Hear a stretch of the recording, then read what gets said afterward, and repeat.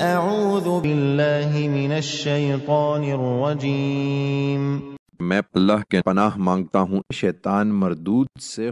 ان الذين يحبون ان تشيع الفاحشة في الذين آمنوا لهم عذاب أليم في الدنيا والآخرة والله يعلم وأنتم لا تعلمون۔ اس میں شبہ نہیں کہ جو لوگ یہ چاہتے ہیں کہ مسلمانوں میں بدکاری کا چرچا ہو، ان کے لیے دنیا میں بھی دردناک سزا ہے اور آخرت میں بھی۔ ان کے سب لوگوں کو اللہ جانتا ہے مگر تم نہیں جانتے ہو۔